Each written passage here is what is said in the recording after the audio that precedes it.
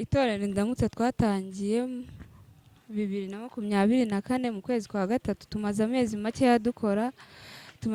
make dukora ariko nyine aho tugeze harashimishije. Yego, nibyo koko nyine icyo kibazo mbaje abantu benshi bakunda kukimbaza, gusa nyine njyewe kuko nago navutse meze gutya, ubwo nyine twaba tugiye mu kindi kiganiro, gusa nyine ni impanuka nakoze nta n'igihe kinini kiracaho, gusa mbere y'uko nkora iyi mpanuka nanjye narabyinaga.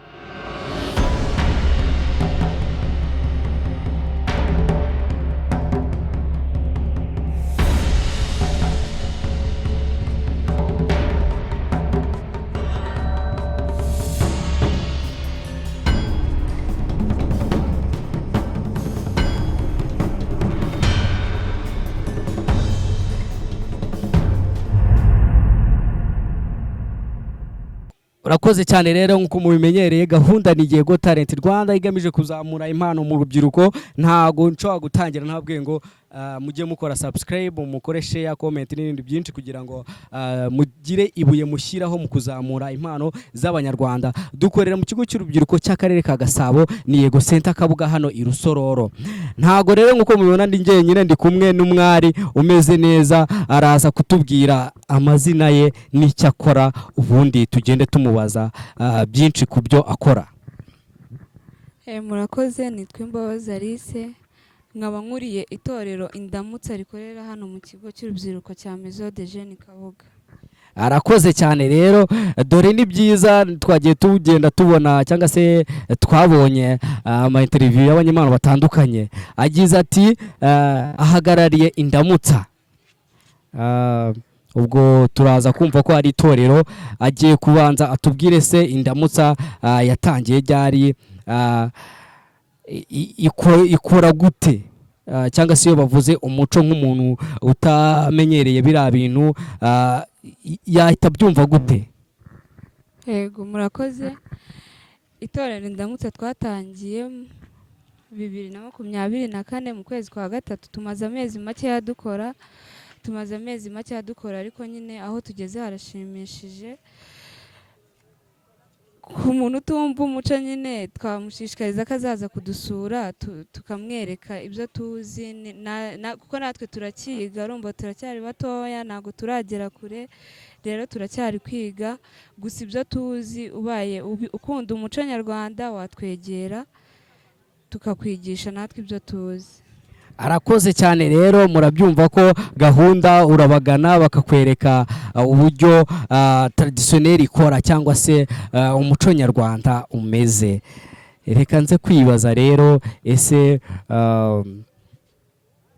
ubu ngubu aho tugiye ko ari igihe gitoya mumaze, bikunda kuvuga ko mu rubyiruko bakoresha ibiyobyabwenge mu bintu bigiye bitandukanye. Ese ubivuga kimwe nabo cyangwa hari ubundi wowe ujya ubyumva?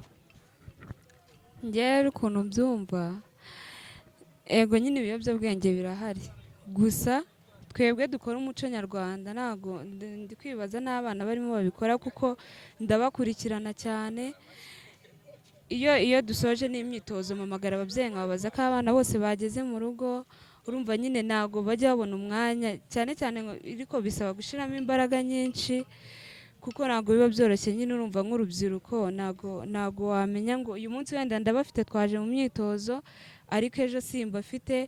Bisaba nyine guhozaho, aho nari ababyeyi babo bakaba bahari, babanyoherereza nanjye nkaba mpari, nyine tugafatanya njye n'ababyeyi.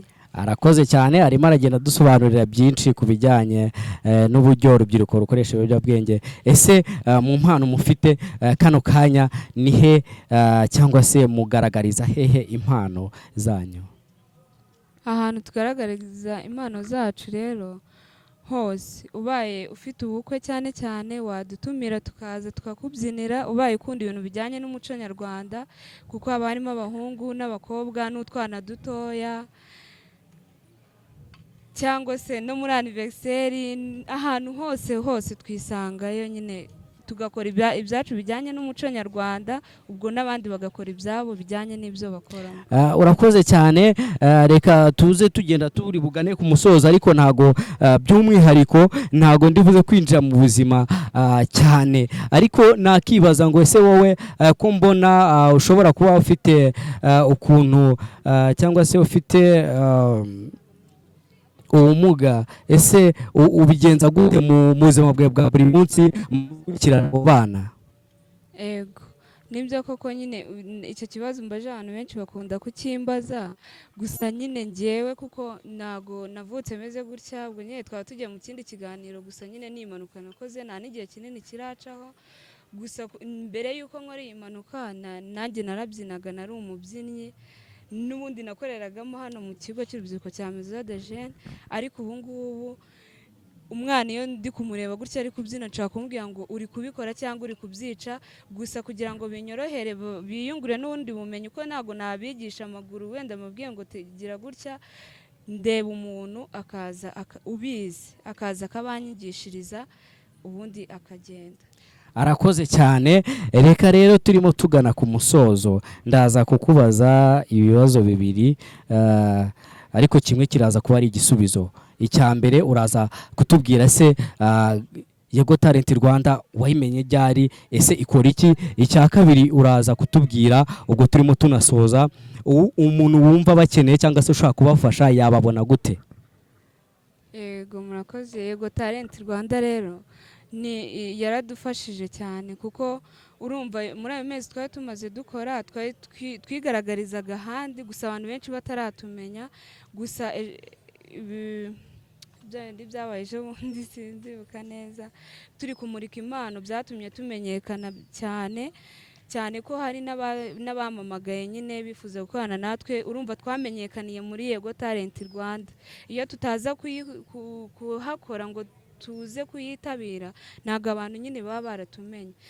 Niyo mpamvu nyine nyishimira cyane, namwe mbashimira mukomeza kudukurikirana umunsi ku wundi, mutuba hafi muri makeya, y'abatari mwe ntabwo tuba turi hano.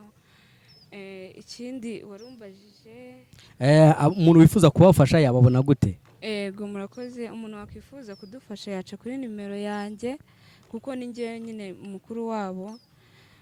Nimero yanjye sinzi niba nayivuga.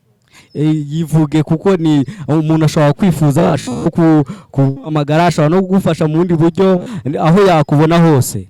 Nimero yanjye yo kumumagaho ni 0789 99 23 73. Iyo niyo kumamagaraho. Iya WhatsApp ni 0722 58 41 020. Arakoze cyane rero, iyo nimero murayumvishe. Wifuza kumufasha mu buzima bwe bwa buri munsi, mu itorero, ubwo afasha abana batoya, ushobora guca kuri iyo nimero ukamufasha. Reka rero dusoze mbabwira nti ni gahunda Yego Talent Rwanda igamije kuzamura impano mu rubyiruko. Tubibutse ko tubategura kabiri mu mwaka event mu kwa gatanu ndetse no mu kwezi kwa 12. Gahunda dufite rero ni kuzamura impano z'urubyiruko. Ntuze kugenda udakoze subscribe ndetse share na comment kugira ngo uzajye ukurikirana video zacu zigiye zitandukanye tuzagenda tuguha.